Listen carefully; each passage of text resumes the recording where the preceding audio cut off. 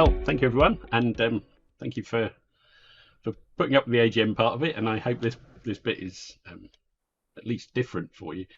So, I'm here to talk about what's all this with the animated dancing in games today, and there are a few kind of interesting points, hopefully, that we can kind of come across on the way, and some slightly unusual twists and turns to this. And I did give this a version of this presentation to an AGM um, 2-3 years ago, and it was unusual because there were a couple of students from Solent came in, and they weren't quite sure what it was we were going to be talking about, but they'd kind of seen the word Fortnite and stuff like that mentioned, and animation. And afterwards, they said it was really strange because they arrived at the room wondering why this old fat bloke was talking about about games. And I didn't take that totally personally, and I thought, no, actually, I'm getting on a bit. But then at the end, they said they hadn't really thought about it in the same way that I expressed it to them. So I thought, well, let's at least taught them something. But it's one of the reasons that I thought, well, I might as well, given we're online, I might as well appear as an avatar and do this as one of the other me's. So you might see my arms wave around. I am controlling this particular avatar with my hands, but sometimes, especially with the light goes, the sensor will just do that and stick a hand up in the air. So don't worry about it. I'm perfectly all right. And so, yeah, my name's Ian Hughes. I'm also known as ePredator online, so you can find me on Twitter as ePredator, and pretty much everywhere else on all the games platforms. And I must say that all opinions here are my own, because I've worked in a variety of places and engaged in a variety of game environments and stuff over the years. But I'm currently in an industry analyst at 451 Research, but I'm not speaking as an analyst in that capacity. So I've just got to say that. I've also worked on TV. I did Cool Stuff Collective, sort of 3 years worth of my own slot, telling kids about all this fun stuff. And I've worked most of my virtual world stuff was done at IBM from 2006 to 2009, where I was IBM's Metaverse evangelist. So we'll get on to Metaverse again in a minute. But let me move on to my blatant plug. But I've also written a couple of science fiction novels, which I did before I started my analyst gig, and these are about a gamer and about a programmer, and it's not quite autobiographical, but it fits in with a lot of the stuff, the AR and VR stuff we talk about, and IoT, and a little bit of quantum. But again, a little bit. I just put that up because there's some relevant stuff later on where you'll see the Reconfigure logo, which is the name of the first book, as part of the story I'm telling you. And again, I like to mess around with tech still. And when I did the book, I thought, well, I'll try and do an augmented reality cover for it. So I gave it a little go and found some animations. This is animation and games development, and used game engine in part using Unity and Vue4 as a toolkit, just to mess around and see what's possible. And this kind of thing, it takes a long while to find the right models. I'm not an artist, the right models, the right animations. But actually putting this stuff together, even back then, was relatively simple. But it's getting a lot easier, and we're all starting to get the equipment and the kit in our pockets that can do lots of clever AR stuff and lots of engaging with the physical world, but bringing the digital together. But game animation, why is it important? Kind of stands to reason, really, doesn't it? So a video game is pretty much, there is sound and there is storytelling and stuff to engage with, but it's the things that you see and the things that are moving around that are the important thing. They're the things that attract attention. And there are different styles of games, obviously, but if you go back to this kind of 77, we've got relatively simple animation with Space Invaders, but it's something you remember, and it's something you latch on to. And it can be as simple as that, or kind of into the more state-of-the-art stuff. This is from Red Dead Redemption 2, which again is a couple of years old now, but the quality of animation in this. So this is all happening in game engine. This isn't pre-canned. This isn't Pixar making a movie. This is a controllable environment. And when you look at the quality of both the graphics in general and the Vista you're seeing there, but the quality of the animation, once it stops, it's still very good, but it's not as impressive as that stuff once you put movement in it and that expression into that environment. And it has been traditionally going back maybe to Space Invaders, the animations that you were doing were limited. They were kind of pre-canned animations. They were built by the developer, and they were things that you triggered. So if or the animation, the level would trigger it. The moving of the arms of the Space Invader, for instance. But you're pressing the button to fire and launch a missile and things. It's very say it's all to do with narrative and all to do with what the game's supposed to be. But over time, these things have become games and environments like related to them have started to have a lot more user-generated content in them. So you can choose what you're going to do. There's still the game. There's still the path that you're going to follow. There's still the things you need to do. Maybe shooting or driving or whatever. But they start to give you a bit more expression, and expression's a really useful thing. But user-generated content isn't new, because if you look at the great masters and the great sculptors of this world, that's user-generated content. It's just the scale differs. There is only one Mona Lisa, but now we can all do a Mona Lisa. Probably not as good, but it would become our expression of how we combine digital services, and we combine the graphics we've got and the sounds we've got to do something that means something to us.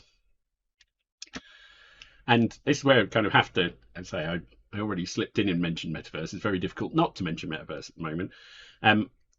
But there's a kind of new wave of companies investing in what they call the Metaverse, from Facebook to Epic to Nvidia. And the Metaverse isn't just one virtual world or one virtual environment.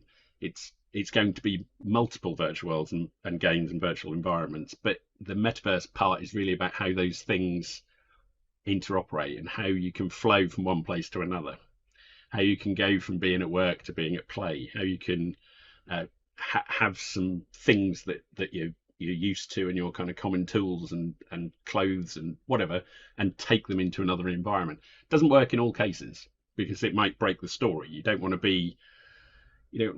be kind of dressed in a spacesuit and going into Red Dead Redemption, because that's not Western culture then, is it? It's not what the Wild West if you're a spaceman. Unless you're telling some weird science fiction story, in which case it is. So it's all about this kind of flexibility. There are loads of virtual environments and virtual worlds that have games in them and are games, and some are just communication platforms, but they all require they're very often avatar based as well. So they all require the expression of who you are as a person when you go into those, whether you're playing as a game character or whether you're being yourself in a kind of meeting type environment. So bear Metaverse in mind and watch out for the word, because it's all over the press. And I would say I was IBM's Metaverse evangelist in 2006, so it's come back. It sort of went away a little bit, but never really went away. And it's come flowing back with particularly all the rise in gaming we've had. But we're talking about I'm trying to talk about dancing a little bit here, just to focus on the animation and the customization of animations. And back in, Second Life is a virtual world that you go in and you can engage with people and do all sorts of things. And back in 2006, we were doing stuff with IBM. In 2009, after I'd left, I was working with Shukran here, and we were building for Imperial College, we were building a training hospital. So it's quite a serious thing, obviously. So we've got some medical equipment, and you can't see the whole thing. It's out of camera view, but an X-ray on there. And occasionally we'd just sort of stop and have a chat, because we're having a team meeting. He was a visual designer and graphic designer, and I was doing kind of the codey side of things and pulling it all together so that this hospital could be used as a training environment. And so every now and then we just there's no music on any of these videos, by the way. Should have said that at the start, just because it's being recorded. It'd go on YouTube and then it'd get taken down because the DMCA stuff. So I'm going to talk over these silent. We go silent. It's like the 20s. very Charlie Chaplin. But we'd just get together and we'd actually be having a conversation about work here, but just to indicate to one another that we were in a collaborative conversation mood, we'd both end up doing a synchronized Thriller dance. And I'm there with my Feeding Edge t-shirt on and my Predator gear on. He's there with a bucket on his head, which is his trademark at the time. And I remember the conversations we've had because of the dances that were related to them, which might seem strange, but when you work in these environments, the level of engagement you have and the things you have to get to know about people through their actions, how they dress, how they dance, how they move, is pretty incredible stuff. And it, from the outside, it may seem lunacy, but it's not. Trust me, and we'll all be doing it soon. And Second Life is still there. People go, "Oh, isn't that the thing that went away?" No, it's very much still there, and people are still making dance animations. Some of them are motion captured, some of them are 3D artists kind of building the animation, but they sell. I mean, some are free, but they sell for Linden dollars, which is the local currency in Second Life.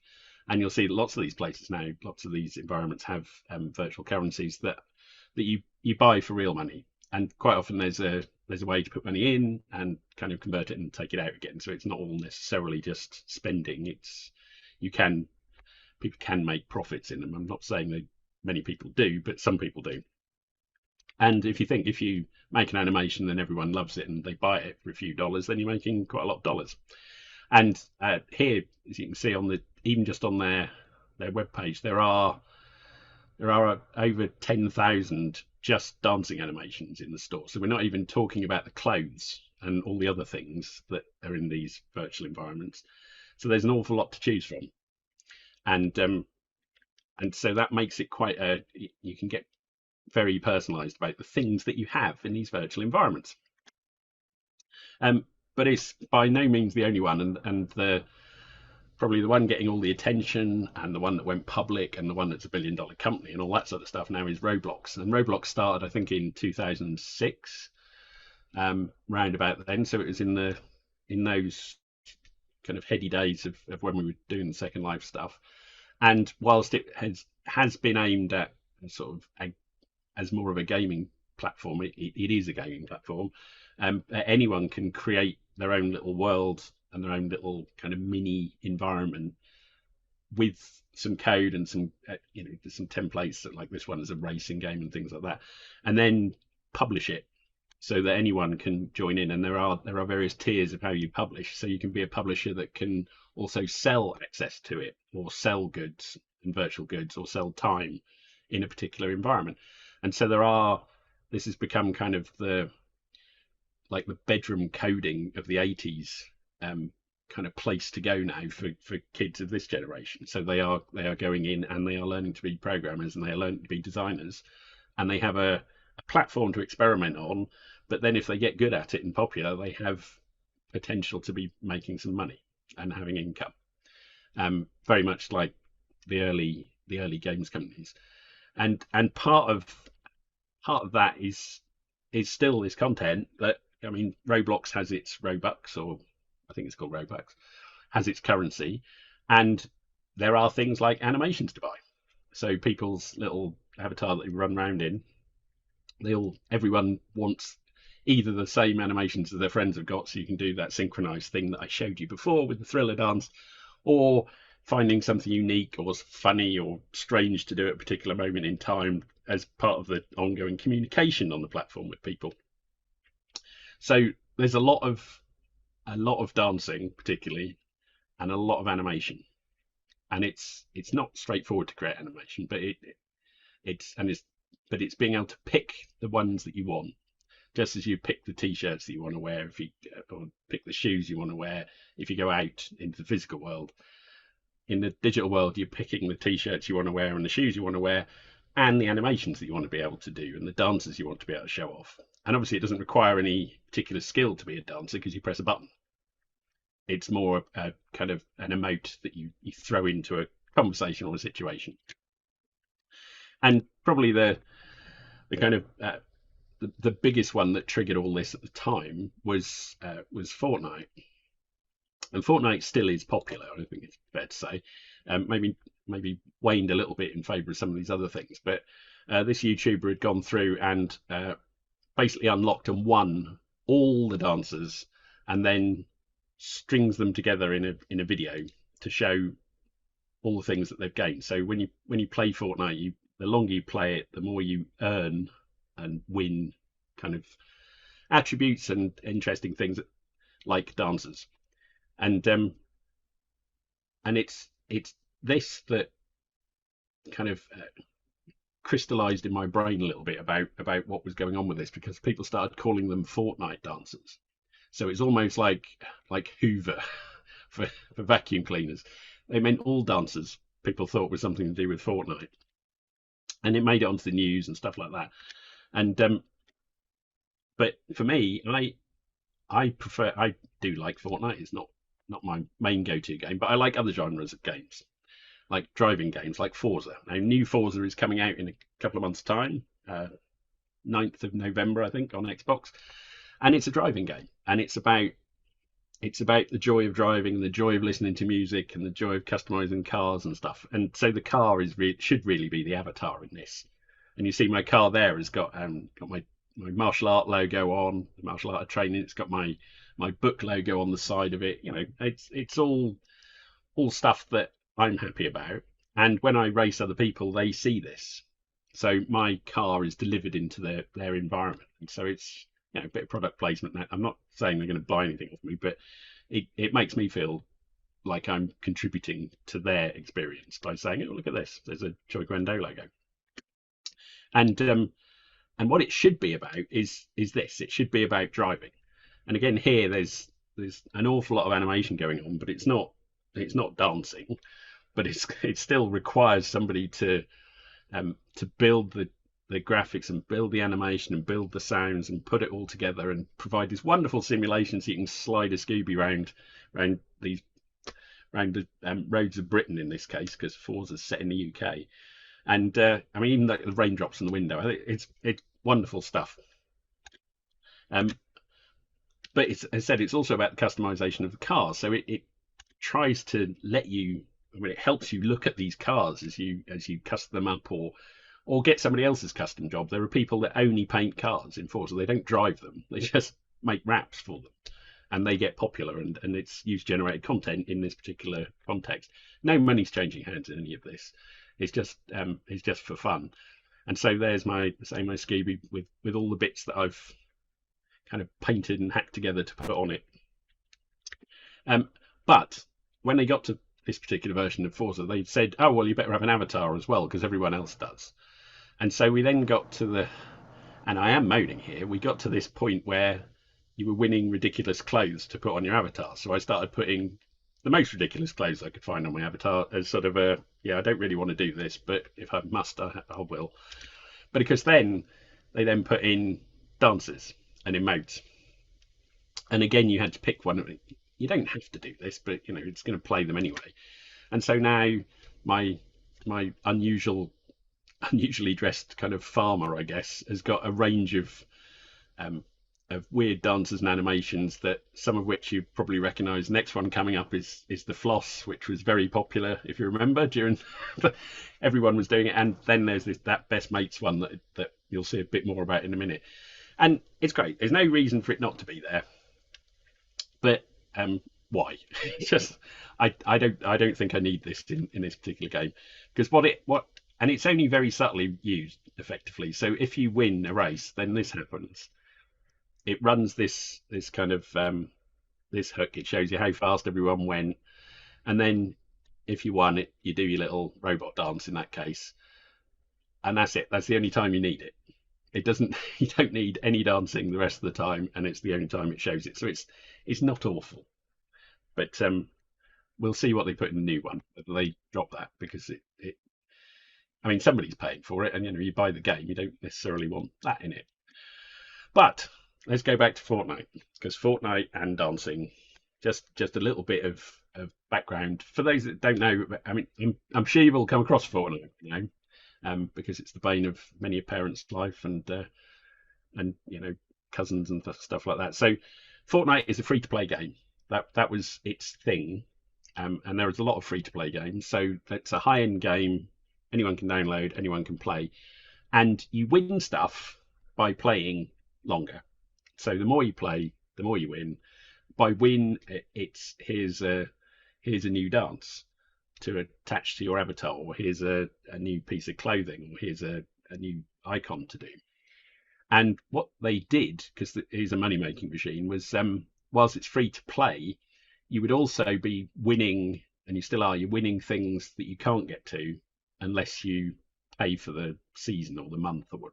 That's a couple of months for a season. So they're enticing you to spend $5 or £5 or whatever, however much it was, to unlock that tier, which meant you got to keep all the stuff, so that you're in you know you've won, but you can't get to.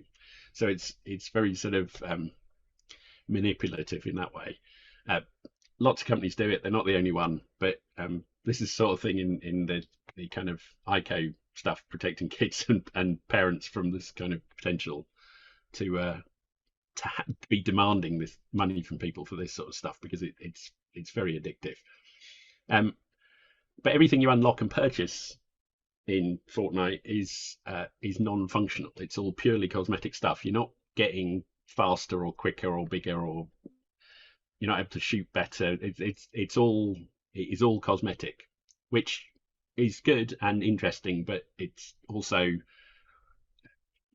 makes you maybe question where some of the value might be in that. But as we've seen, the dancing and stuff is useful, and if you're bonding with people, then or saying, look, I beat you, then all that kind of fits in. It's all part of the fun of it. And it was cross-platform, we always used to say, because it used to run on everything. But as you may have seen, and if you haven't, go and look it up, Epic, or Apple, kicked Epic, who make Fortnite, off the Apple Store, because Apple wasn't happy that Epic was selling these things inside its app, and Apple wasn't getting a cut of it. So Apple because the Apple Store, they take 30% of whatever the sale of an app.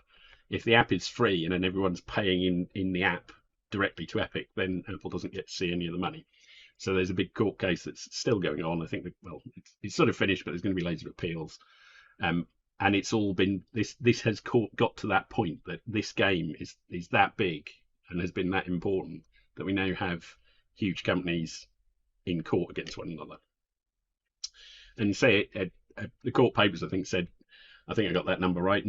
They had brought in $9 billion for Epic in 18 and 19, which is quite a lot of money for a free-to-play game. But the thing is, it wasn't just, it's not just everyone was playing this. Footballers were playing it, kids were playing it, teachers were playing it, and it may have dipped off a little bit, but it's still a very important piece of history, I think, that we need to see what happened there when free-to-play went mad. And really, it kind of captured the Minecraft generation. So as they got slightly older, Minecraft is still brilliant, and everyone ends up going back to it. But the younger kids that were playing Minecraft then saw that there was this fashionable, interesting, shooty thing that everyone was talking about, and their older brother might be talking about, older sister. And so they kind of very much got into Fortnite, which is why we had such a massive wave, particularly pre-pandemic. And it also became useful as an esports, one of the esports championshipy type of application, because nothing changes the performance of your player, or you all start from zero every time you begin a game, and it's a battle royale game where you just drop hundreds or so people in, and they all shoot one another until there's no one left, last person standing. And so that kind of fits in esports, because you are only as good as the game that you've just played. It's not based on you having the best kit or having bought the best weapon. So it's a great leveler. So you see lots of people kind of break through in these sorts of things because of that, which is good, because it's all good fun. Yeah, my son's going to be really embarrassed about this if he ever watches the video, because a few years ago, my son was kept Fortnite dancing, so when I did this before, he keeps Fortnite dancing, and so I asked him if I could video it, and so because he was playing the game and he was enjoying the dances, everyone in schools that were playing Fortnite would kind of let everyone else know they were playing Fortnite because they'd go into one of these dances at some point. So it became a social cohesion for a lot of kids. Um, and obviously, if you're doing that and you're doing the Fortnite dances, then it's publicizing the Fortnite brand without them having to do anything. You know, it's word of mouth and it's fashion, all that sort of stuff. Um, but the other thing he did was he spent £30 on. I mean, we gave him some money to spend on Fortnite, but he spent it all on one skin, one shape for an avatar, and it wasn't one you could earn. It wasn't you had to buy it. It wasn't one you could win, and they were marked as legendary because there weren't very many of them because they were £30 a pop. And he was very happy that he'd got this, and he put it on, and then he went to play with all his friends online in Fortnite. And if I go back to the motor racing thing, it was like all his friends had kind of Vauxhall Corsas. Not that there's anything wrong with a Vauxhall Corsa, but they all had Vauxhall Corsas, and he turned up in a Lamborghini, effectively. And so they all went, well, you can't hang around with us looking like that because you're showing off. So he never used it again. And it's not like you can get a refund on these things, but it was an interesting life lesson. And I can't complain because I buy all sorts of virtual stuff and then don't use it. But he felt it because it was peer pressure the other way around. Normally peer pressure is to have the thing, but this was to not have the thing. Anyway, Fortnite had this. I thought it was interesting that we ended up with competitive expression as well. So whilst breakdancing apparently started because it was kind of a dance battle. It wasn't in New York, rather than having a gang fight, people started dancing with one another, and so you ended up with kind of Fortnite competitive dancing in the physical world, which is good because everyone was moving. But I think it got to some schools started banning Fortnite dancing and things like that because it was too much competitiveness for everyone.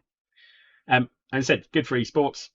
2018, 2019, there was 100 million in prize money for esports just from Epic. Admittedly, that's a small part of their massive billions, but it was going to some kids and that were learning to play the game and doing some really good stuff. But as I said, things like this £30 skin, what happens to this content when the game's there no more? When the game's gone, or when you move away from the game? You've kind of invested time and effort in this stuff and built it up, and there's some things maybe you like and a particular piece of clothing and stuff, but it's at the moment it's gone. And that's, again, Metaverse is really about being able to possibly take some of that stuff with you to other places. The other thing that happened in fairly early on in Fortnite was Marshmallow did a dance gig. Fortnite arranged this thing that had, well, an awful lot of people, as you can see, sort of 10 million people kind of engage with this stuff. It's not 10 million people in the same room at the same time because nobody can do that yet. But so with this, rather than going into a field and shooting one another, which is what Fortnite was, everyone would turn up and listen to, just imagine some electronic dance music in here, and you'll get the general gist. It looks like it sounds. It wasn't awful, but it's not guitar music, is it? But as you can see, people would go in here with their friends, and this is back in early 2019, I think. They would go into this environment with their friends. You've got the performer kind of being streamed, but he's obviously been motion captured, and they've created this in some way, and maybe reacting to the audience. But it feels like they're reacting to the audience, but the audience are just going mad, and you can see they're throwing paint splats everywhere and dancing, and occasionally you get people kind of doing all the same dance, and this sort of groups of people running around, jumping on top of one another. It's a great way to listen to music, and a great kind of bonding thing. It's very different to just sitting and all listening to the same radio station or just watching MTV. You're in here and you feel it. And this increased. We had more of this because during, again, this is Epic and Fortnite pushing the boundaries of what they're doing.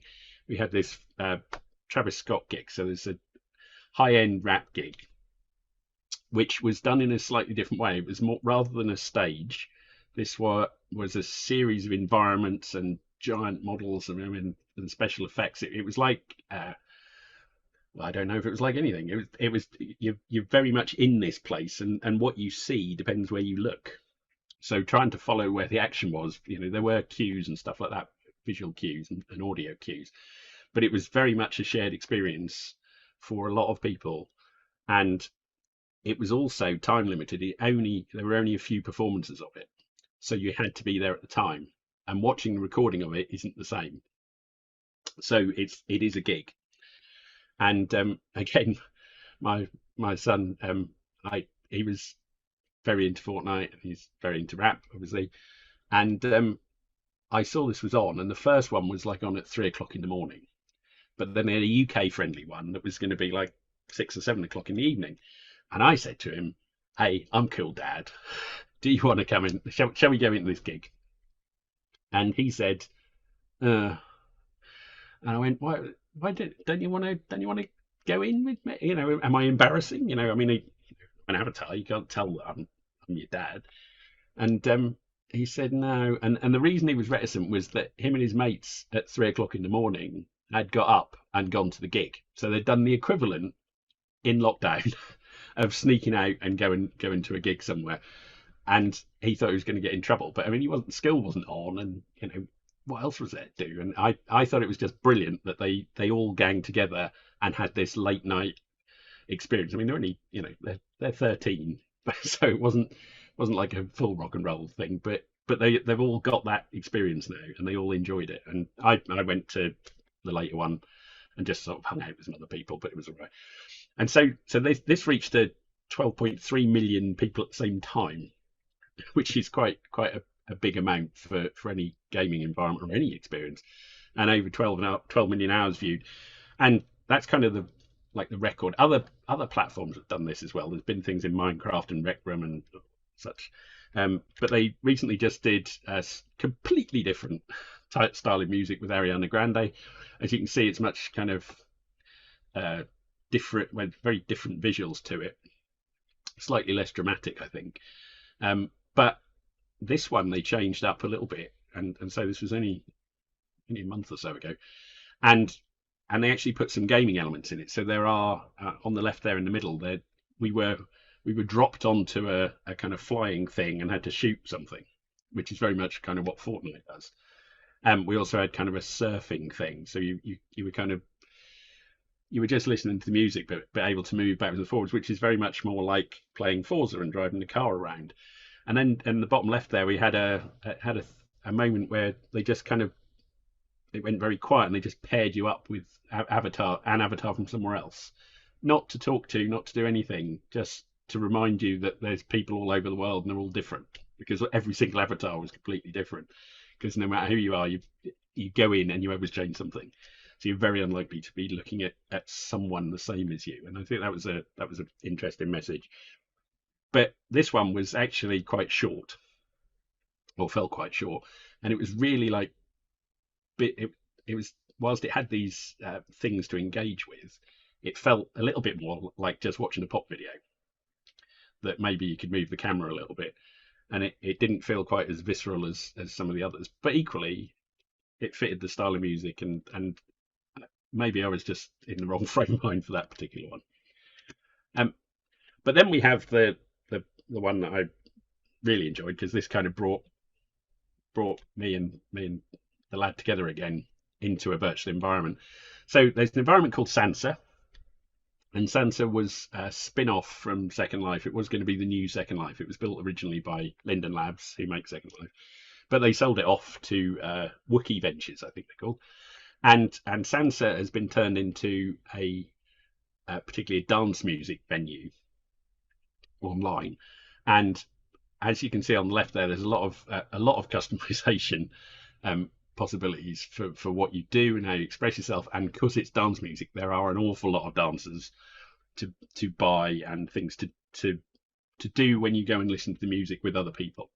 So you drop into a room, and the music's blasting depending on which style you want to take and listen to. And they were doing Lost Horizon, which was part of Glastonbury, but Glastonbury was obviously cancelled. So this was some of the lineups that people would have been going to see anyway. And the thing that I really like that they do is that the DJ is kind of performing live. So on the left there, just in the back, you can see a sort of cutout of a person rather than a 3D avatar, and that's Norman Cook. That's Fatboy Slim, and so he's being injected into the virtual environment with the set that he's playing. And so, whilst there might be multiple rooms of us all seeing one of him, there's still a vibe about the room that he's in and that you're with, and you're kind of engaging with the performer. And so we turned up in there, and I had my guitar and my cyberpunk stuff and my green hair, and my son came as a shark. And the dances are very different when you're a shark, I can tell you that. But there was lots of spinning on his nose and stuff like that. But we had an awesome time. But for me as well, I went full immersed because I was in VR. So I had a VR headset on. I had total kind of noise cancelling headphones and that introduce extra bass into the side of your head. And I was wearing this Wuja haptic vest. So it's got a load of loudspeakers in it, and it was hitting my body with the beat. So it was, when you go into a very loud nightclub, you can or music venue, you can feel the music, and that's what I was getting. And I stayed in there for 6 hours, I think. Sam kind of popped in and out, but it was brilliant. And it was bang smack in the middle of the pandemic, and I felt like I'd travelled somewhere. And I was worn out afterwards, obviously, because of all the. I wasn't dancing as such, but I was pressing the dance button a lot. But I was being hit by the music is very tiring. But I can thoroughly recommend things like that, especially with the full immersive haptic stuff going on. But you don't have to; you can just kind of watch it on the screen. But of course, we've been doing this sort of stuff for years. So back in '06, there were events to go to in Second Life. These, the graphics are slightly clunkier, but we used to have U2 in SL, so a tribute act that would come and mime U2 songs, not the sound of it, but they were controlling the animations of the band to the sound of the music, which was a CD basically, or a streaming version of the tune playing. And we'd all turn up and we'd pay to go to the concert, and the money would go to charity. And they were bonding experiences, and I remember those very much. Ben Folds did some stuff. We had BBC Big Weekend was in Second Life and stuff. So there was a whole load of things that will come back and are coming back. So when people start talking about the metaverse, and wouldn't it be good if we could? Like, we have, just get on with it and let's do it again. And of course, there's things like firing people out of cannons and bell, and we had Newsnight in. So when Paul Mason worked for Newsnight, he came to visit us in a virtual environment, do an interview. We had some virtual book signings, and of course, we all learned where to get our dances from. So that was, a long while ago, it seems, but it's all come back, all comes flooding back. But then we get to there's a kind of quirk of what's physical and what's digital. And back when Vine was a thing, I don't know if you remember Vine, this guy did this quite famous. Now here you have to imagine Aha are playing "Take on Me," because that really works. But again, DCM, I don't want to get taken down. But so on Vine, this is before Fortnite or before any of that stuff, and he just did this funny dance and everyone calls it Best Mates. And said you saw in Forza, one of the things that my little farmer guy avatar did was this Best Mates dance. It's a thing, and it's sort of sunk into gaming culture in all sorts of ways. But he goes along, bumps into his mate, and then his mate's doing it too, and it continues. And Vine, was good for that sort of thing. And now we see on TikTok, everyone's repeating the same dances or trying to invent a new dance that everyone will then copy for a particular song. And so there's this willingness to move, and for these kind of quirky movements to be a bonding thing I think is quite interesting. Say Vine's pretty much gone, but this was on YouTube, or lots of variants of it on YouTube. But one of the things that I found interesting was doing my Dave Gorman bit. I looked at the comments on YouTube, which kind of is an interesting cultural moment. So somebody said of that dance, and I'm going to read this out because it makes me laugh. I hate how so many people only know about it because of Fortnite. Now I can't do the dance without people thinking I play Fortnite. I despise it. So this quirky dance had become so important, but now everyone knew about it, so it wasn't important anymore. It's sort of, it's kind of fashion all over, isn't it? And it's very interesting. I feel sorry for them to not like it anymore. And before Fortnite, this was a good classic Vine, but since it was added to the game, there's so many little kids that don't even care about the dance because all they care about is commenting Fortnite or who's here from Fortnite, which ruined this Vine. And then because you get the history of it, excuse me, everybody thinks this is best mates in Fortnite, but it's not. It's the Dark Souls one, which is another game which has this animation in it. And it's quite rightly pointed out, you're wrong. This came before the Dark Souls video. I've researched the original video came out before Dark Souls 1, and we won't talk about Fortnite. Mate, this is the original video from Marlon Webb. So this sort of whole thing, and this is way before any of these games were doing this stuff. And this is just one dance, and there's all sorts of other ones like the Carlton dance and stuff like that even had legal action taken when games have used them because they said, well, that's copyright for the person that originally did it. So it's a hotbed, I would suggest, of weirdness. But of course, the physical digital back to physical crossover continues. So here is a video. Again, this uses the same music, and this is an homage to the Marlon Webb one. But this is somebody cosplaying at a game convention as Master Chief in Halo, which is the Xbox game, meeting some other characters from other games, doing precisely this best mates dance, and then hammering through the convention center doing it. And it's kind of, well, it's pretty much a gamer's conga. You know, this is, not everybody does it all the time anymore, but you can see nobody's particularly shocked. They're not going, who are these lunatics, and the security's not kind of trying to shut them down. But this flow from real to virtual, and the social bond that kind of sits in this stuff, I think is really fascinating. And nearly at the end here,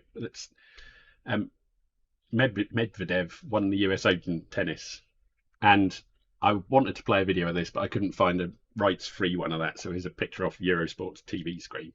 But I don't know if you saw it, but as he won, that tennis players kind of, they're always worn out, so they always kind of lay on the ground or kneel down or whatever. He just collapsed sideways in a big splat and lay there for just a few seconds with his tongue hanging out of his mouth and his eyes rolling. And then he got up, probably because he probably thought the medical people were going to pile on and think something awful had happened to him. But what he was doing, and they said, what happened at the end there? And in the interviews, he said, only the champions will know, but L2 plus left. And that's because what he'd done was trigger, he was using one of the celebrations from the FIFA football game, where when you score, there's lots of buttons you can press to do things like to, wave or to knee slide, or all the celebrations you see in football games, plus some lunatic ones, very unusual ones. And this one is called Dead Fish. And it's one that quite often annoys people. It seems to be, if you Google it, all sorts of people really hate it when somebody does dead fish right in their goal, because it's saying, I scored, I'm going to lie down on the floor like a dead fish. And it's quite intimidating, apparently. And so that's what he did. And so if you ever get to see it, it was initially shocking. I then thought that looks familiar. And obviously when he explained it, it was like, oh yeah, he's all right. But the fact he didn't say it was FIFA, he just said L2 plus left. And I'm not sure if it's in the new version of FIFA, but that's out today. So that's my thing to try tonight, to see if Dead Fish is still there. Anyway, so that's Medvedev, and he'd just beaten Djokovic. So he'd stopped Djokovic, the great player that he is, from doing the full Grand Slam in a calendar year. So it was quite a thing to win. And to pick that celebration was not necessarily disrespectful, but it was a big yeah, got you there. So that was good stuff. Anyway, so just to round up, this kind of takes us back to the metaverse stuff. So what all this dancing stuff actually is body language for the metaverse for us. It's the way for us to express what we want to say, who we want to be, to challenge people, to do the same thing as people, to be part of a gang, to be part of a group, not a gang, but part of a group, a social norm. It's all those things, just like, I mean, got a little smiley there. We've got used to smileys in text messages, haven't we? Nobody, and in even emails, it used to be, oh, you can't possibly do that. What would people think of you? But it's part of it when you want to get some extra information across. And the more we work in spatial environments, virtual worlds, and things like that, the more we're going to need those, because just standing there, not doing anything, or just texting, or just talking, I'm here with my avatar waving my arms around, aren't I? I need to use that space. And one possible feature for this, and I'm really sorry for using the phrase, but is NFTs. So these non-fungible tokens, which are, again, even more the rage than the metaverse is at the moment. NFTs provide a way of using things like blockchain to show that the provenance of a particular digital artifact, or any artifact for that matter, but a digital artifact. Do you own it? Who did you buy it from? Who did they buy it from? And we don't necessarily need full NFTs for this sort of stuff to flow between, but we do need something to say, yes, I have the rights to use this piece of music here, or this dance here, because I've paid a nominal amount to the owner, and bought the rights to use it in any virtual world, rather than just buying the rights to use it in one, where it gets stuck. And so, you hear NFT, there's a lot of stuff with a lot of artwork, computer generated artwork, quite often of like the Bored Apes and stuff like that. There's a lot of small icon pictures used for Twitter that you might call an avatar, that are selling for at Christie's and things for like $4 million. And that's not what I'm talking about. I'm talking about something saying, yes, you can wear that t-shirt that you spent 20 cents on. No doubt there will be high-end things, but hopefully some stuff will come out of the NFT bubble that can then filter back down into the more mature reimagining of the metaverse, because we've already had the bubble. And I would say we're kind of almost already there on this. This portability is happening. A company called Ready Player Me, cunningly named after Ready Player One, the book that's got lots of this stuff in. They have a website where you create avatars. So most games, most environments have a build your own avatar thing in them, but this is external to those. And so you build your avatar. They tend to be human based, but there's a range of clothing to pick and all this sort of stuff. This one on the left there is using some stuff licensed from the Dune movie. So they're already getting into those kind of relationships to say, well, you can provide your virtual version of your clothes in this environment, and we can help people spread that across other environments. So you create the avatar, and then you can have more than one. You can have all different types of avatars, but it helps you inject that avatar or import that avatar into whichever virtual environment you want it to take it to. So, for instance, this avatar is in VR chat, but I also have a version in this the one I'm wearing at the moment, the one I'm using at the moment, in animes. And animes is just a desktop thing for replacing me on camera with an avatar and kind of tracking my hands and things. So you can see here, this avatar is in slightly different armor to the one on the screen there. But then in the bottom right there is the same avatar in VR chat. So that's in a full virtual world with a virtual VR headset on and with hand controllers, which is why I can do the thumbs up better than I can with my non-hand controller version I've got here. So we've got all sorts of stuff. We've got clothes, we've got props, and we've got different glasses and stuff like that, and shoes. So and it's not NFT. It's just data and relationships between companies. So you can import and export stuff, and it's it's hitting some standards, some technology standards as well as kind of business standards. And definitely not NFT.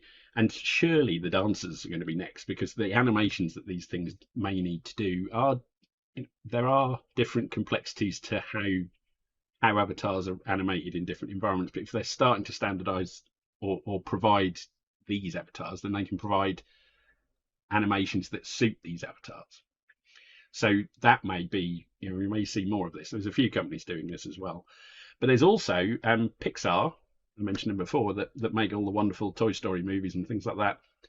They've open sourced their universal scene descriptor, which is a thing that they invented, a data format they invented, and a kind of structure they invented to help their animation workflow as they made movies. And this is starting to be a thing that's being used by companies like Nvidia in their Omniverse. They're adopting that. Unity and Unreal are also making it a thing that you can kind of help manipulate universal scene descriptors. And these things, it's not just the color and shape of things, but it's how things move and operate in them, which is kind of, well, not kind of, it is animation. So it may be that there's USD elements to this that then become the data interchange format between all these various metaverse or virtual worlds, which gives us a proper metaverse. And that's going to be really exciting to see, which means if you get a dance in Fortnite that you really like, you can take it into Forza if you want to, and you can take it to work. So after you've had your work meeting, you can do your little dance as well. Or if your boss gives you a pay rise or something, you can do your little dance. And so I'm really looking forward to seeing that happen. And it's been a long time coming. And I hope my voice has lasted. It has lasted. I'm just going to finish off that I've put my book in again, another cheap plug. But the story of this is about manipulating the physical world, described as a multi-layer virtual world descriptor. So I accidentally started, my book is kind of built on USD, on Universal Scene Descriptor, one way and another. So maybe book 3, I'm going to have to actually adopt the standard and describe it in detail to help move the story on for the third one whenever I get to write it. And with that, that was what's with all the animated dancing in games today, a few years on. I'd like to say thank you for listening, and if you're on record, if you're watching the replay of this, then thank you too, and happy to take any questions.